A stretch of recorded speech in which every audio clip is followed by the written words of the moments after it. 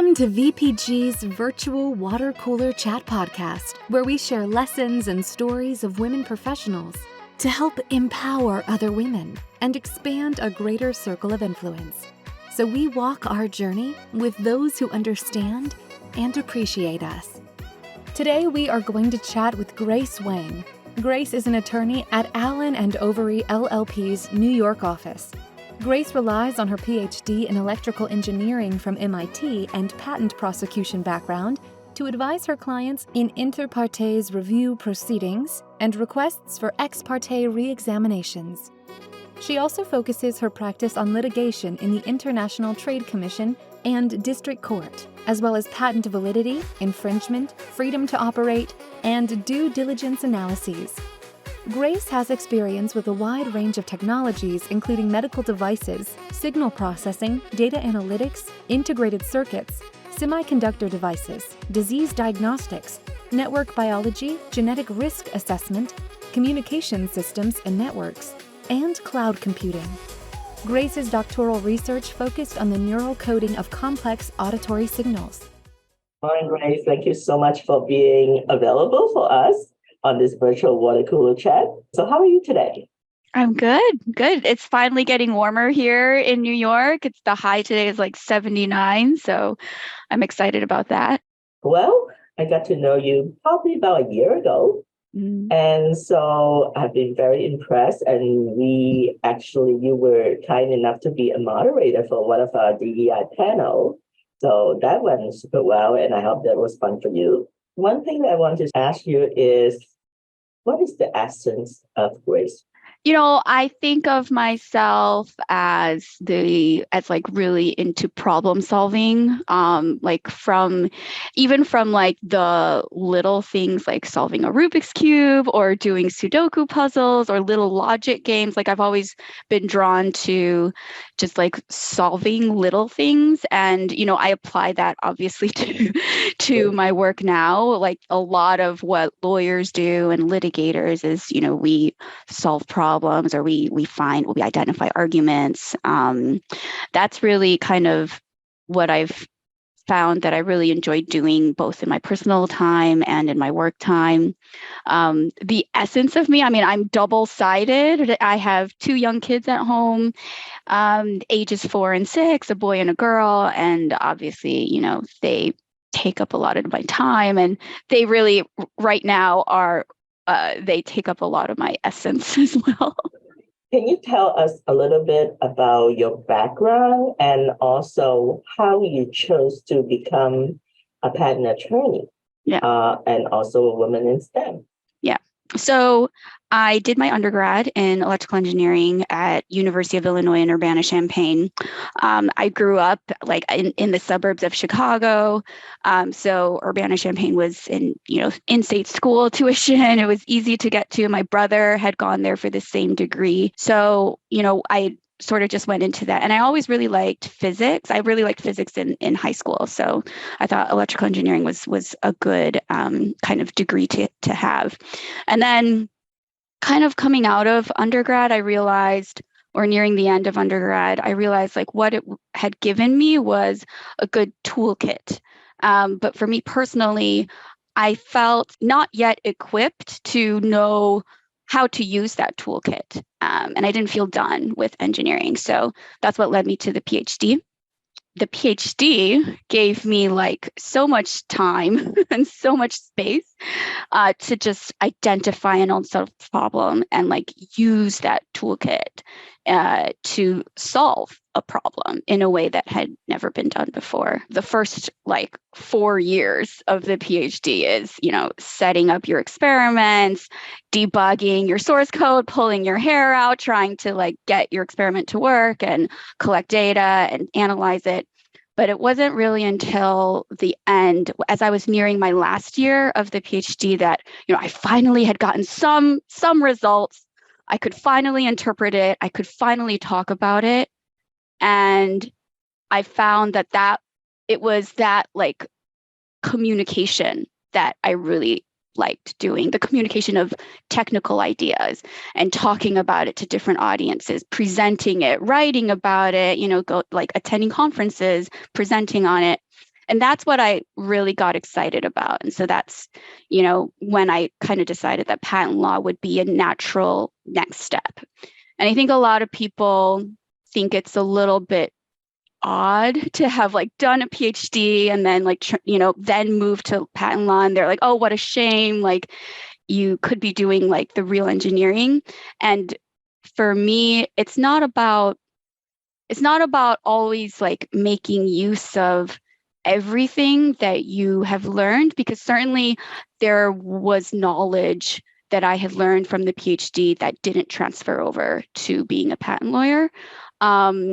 But for me, there was still a lot of skills that I had learned and developed and refined during the PhD that were transferable to being a patent lawyer, all those communication skills. And so to me, it's like in making that transition, it was about knowing what you care about and what you want to prioritize for the next stage. And it, worked out well for me. I think that's interesting because a lot of patent attorneys actually have advanced degree. So having PhD and going into like patent law, I think what it is really interesting is that the process that you acquire during your PhD program about learning, and a lot of those skills are transferable. So that's many times is what makes like their skills as a patent attorney, because whenever you take a new case, you have very short time to basically acquire the new technology, learning and presenting. If you're in district court, you have to do your markman. If you're in PTAB, you will really have to kind of hunker down and get your word count down to 14,000 words and wordsmithing it. I think those are really, really important skills. I mean, I've actually supported patent attorneys for a long time, so it wasn't really strange to me how many people have advanced degree because the speed of learning on a case-by-case basis is so fast. Right. And the amount of knowledge, technical knowledge that need to be condensed down to like layman or layperson term, it's really, really challenging. So I think that kudos to you, picking and kind of like get the best of both worlds. I think so. I like it. Yes. Good. I'm glad you like it because it's important to like our jobs. Now, do you have any challenging stories as a woman in STEM? Because, a lot of time, at least stereotypically, engineering is much more male dominated. And even in patent law, it's still a lot more male dominated. Mm-hmm. And I think like the PTAB bar, they had a study that did like a couple of years ago, it's like 12% of women in PTAB. Yeah. And so from your perspective, do you have any like challenges that you have faced or that you want to share? So this just makes me think of the issue of preconceptions. And, when people meet you, they of course will have some implicit bias, and sometimes it's explicit. So it just makes me think of, the first day of grad school. I show up very fresh-faced. It's my first day in the lab. I, just moved from Illinois to MIT to start my PhD, and I was so excited. And there's a very senior professor who founded my lab and was very well known in the field. And he comes up to me and he introduces himself. And the first question he asks me is, "Am I the firstborn child in my family?" And I said, "No, I'm last. I'm the thirdborn." And then he went on to tell me his strong belief that, it's really firstborn sons that are the most successful, the most driven, the most ambitious. And I was like, okay. I didn't really know how to take it. It was my first day. Like I sort of just like didn't think about it, but I do reflect on that sometimes. And I do think people will always have preconceptions about you, no matter who you are, where you come from, or what you look like. And with the senior professor, I sort of like faced it and sort of laughed it off and dismissed it. But there's going to be other contexts where, there's going to be preconceptions about what it means to be Asian American, what it means to be a woman, what it means to be a litigator, what it means to be in big law versus not big law. And in the end, what I've really learned over the years is like, you just have to be yourself. So like, I can only be me.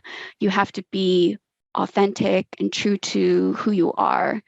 And for people who look like us, like big law very much used to be a boys' club, but now it's really evolved, and there's things like this. A lot of what you've been doing is like, getting women together, and there's CHIPS, and there's all these organizations, all these committees that,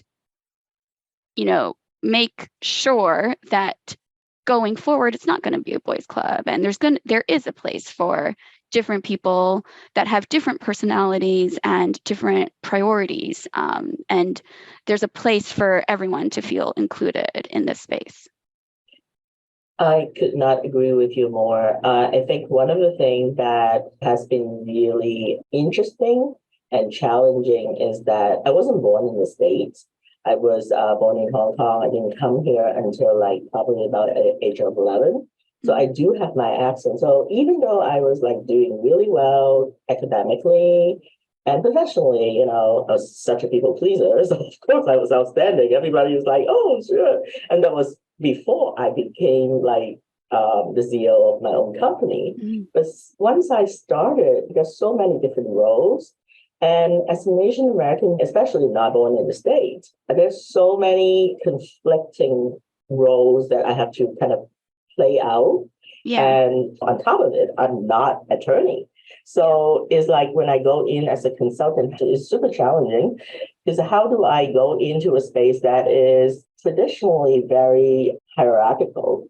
Mm-hmm. And then mostly male dominated. Now that there are more spaces for women to speak up, I'm really, really thrilled to be able to be part of this change agent and created a virtual platform for women to speak. Yeah. And I have like talked to so many people.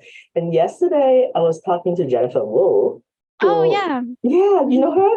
Yeah, I had like a really great discussion with her yesterday, and we were just like laughing, and it's just so wonderful of the things that she was doing for Asian American on civic, like on her pro bono work. I've seen that on LinkedIn. Right? Yeah. So I was so touched about that, and I was like, oh yeah, I went to look at the entire testimony for the basically on the committee to prepare to get the federal response on anti-Asian American racism on the hate crimes and stuff like that. So we talked a little bit about that during our chat yesterday. If I didn't create my own company, in what world would I actually go out and have the time to create something that is so unique and allow people to just come forward and share a little bit about themselves that makes them effective of who they are? Like, when we go in, maybe during the interview, we'll get asked about questions about our life, and we'll talk about our friends, but like, there are so many things that make up the part of who we are that is successful at work. And without hearing the stories and the struggle that people actually face. So, for example, Jennifer said that she does not script when she go do oral argument. And she didn't even script when she did like the federal response. Because I had no notes, it's all in the brain. And then we believed in that. I was like, well, that is sort of not traditional of what people said. You want to have your deposition outline, right? Yeah. So that was like super interesting. And I thought that I have learned so much. And it was such a joyful experience to be able to talk to you guys. And also, have you had people like give some thoughts to like, hey, people that are actually doing all these wonderful cases, they're like really cool behind the scene. Yeah. And they have like real struggles and they have all these things. And we have issues that we really care about, also as Asian Americans. And so I told Jennifer that we're going to do like a snippet on her video because the comment period, there's a 1 month period from the federal response, from that testimony. And so I'm going to have my team to do a snippet of that. And then we're going to give like the LinkedIn and also the email addresses. So we as Asian American can speak up to solicit call to action, actually. If someone else from our community is actually doing that, I think we have a civic duty to collaborate and then get some impact. That's great. That's that. How do you feel about being a PTAB practitioner? And where would you like to see women practitioners in patent or PTAB space in the future? And do you have any recommendation on how to actually accomplish that? It's like not too many big question. Yeah. I mean, obviously the PTAB is like a wonderful sweet spot for, technical minds. And it's like so nice to have a place that has technically trained judges that can really dig deep and, understand the technical positions and really ask the questions that you want to be asked as an oral advocate.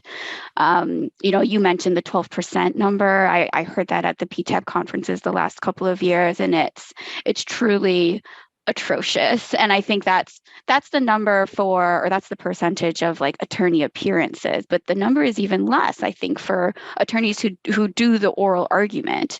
And like, we just need to get to a point where we can not only reach parity, but like, because it's not just about the numbers, but it's about like the culture of feeling included and empowering women and feeling like we have a sense of belonging in the community. We need to create that environment where we can empower women to take leadership positions and to do the oral arguments, and in thinking about like building my team here and, being on the team here. Like that's something that I'm mindful about, not just for, our female associates, but also for our male associates, to make sure that this is something that people talk about and it's a conversation piece. In terms of recommendations, I mean, you sort of just have to find that balance, right? And you don't even like have a choice for those who are parents or those who are thinking about being parents. You don't have a choice to find that balance. You are forced to either find the balance and make it work, or just not, or it's just not going to work. So for me, obviously, I like my career. I like what I do, and I like doing things like this. But I also have a family. I love them too. I want to spend time with them. And I've seen so many people just sort of doubt, like just create a lot of self-doubt. And I think it's good to talk about it, but I think too often people just sort of, the self-doubt takes them out of the game. And what I would like to do, and what I try to do, is for, internally my team here, both people senior to me and people junior to me, I'm quite honestly open about, what I enjoy doing. And there are things that I enjoy doing both at work, so I talk about that. And there's things that I enjoy doing outside of work. And so I'll talk about that. And I hope that triggers or, prompts people to feel open that they can also share things that they enjoy. But obviously, not only should we share what joys we have, but what challenges we have and what solutions, we have found that work for us. And, when you think about big law, you don't always think about the human aspect of it, or the longevity of it, or the long-term nature of it. And, burnout happens. It happens at every firm. But if we want to try to avoid that, I think promoting well-being and sharing our joys, sharing our challenges, sharing our solutions is going to be the way to keep people, retain people, and make them happy. And, hopefully develop people. Yeah, I totally agree. Because of the pressure and the stress that is actually inherent in the legal industry, I think it happens in finance and also medical industry too. Those are the ones that has the highest alcoholic and also suicide rates. Mm-hmm. So I think that it's when you are, represented companies that has like multi-million dollars at stake in a litigation, how can you not be stressed? Yeah. Like, I mean, you said that, I'm just going to be like really like zen about it. I don't know that is really possible. Mm-hmm. So I think that is really important to sort of like share that, which leads me to my next question, is that I'm going to give this a little bit more specific audience since we're both Asian American. For you, now that you are sort of a senior associate and at Big Law, do you have any lessons learned that or advice that you want to share with your fellow Asian Americans attorneys or people in the professional service industry so that they could gain some insights from your experience? Maybe give us a couple points. Yeah. For me, when I kind of think back on the last 20 years since I graduated college, it's crazy to think it's been that long. It's but you look like you're what? I still look like I'm well aware. I have a baby face.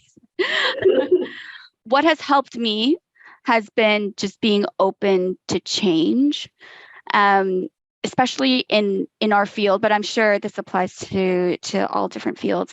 It's important to have that demeanor to be open and welcome change, because change is always happening. In my experience in law specifically, I've been through a few major shakeups at different places. In my experience, when those changes happened, they were very sudden, they were very volatile, and they can feel very emotional. But that's something that lawyers are good at sort of thinking about, right? What are the risks? What are the rewards? What are my options? Weighing the pros and cons. And so for me, when I pivoted from Ph.D. to patent law, it was a big change, but I sort of knew what I valued and what I wanted to continue doing. And then I sort of, at some point in my career, I did pivot from patent prosecution to patent litigation. And so that was, another sort of conscious decision that I made to sort of change. And certainly now, looking towards the future, AI is going to revolutionize the way we practice, right? We're not going to be it's just going to be able to write briefs for us, maybe, or that's a few years out, but eventually it's going to come, and it's not going to render us obsolete by any means, but it is going to change how we work. And so we need to understand the risks and rewards with that. So yeah, I think just what I would say is just being open to that change. That sounds great. Thank you so much. It's such a joyful experience to see your face. I remember when we were at the Thought Leadership conference, and you were like, and then we just hugged each other just like COVID. Ashley, you have been such a gem, and I'm so glad to have met you over the last year. Not only are you such a consummate professional in terms of just getting filings done and all of that, but in terms of what you've been doing with connecting people and giving people the opportunity to raise their profiles on the market, that's been phenomenal. So I really commend you for what you've been doing in this space. Thank you so much. And I appreciate having met practitioners like you, and I call you a friend. We will chat again, but until then, we will move on to our billable. Sounds good.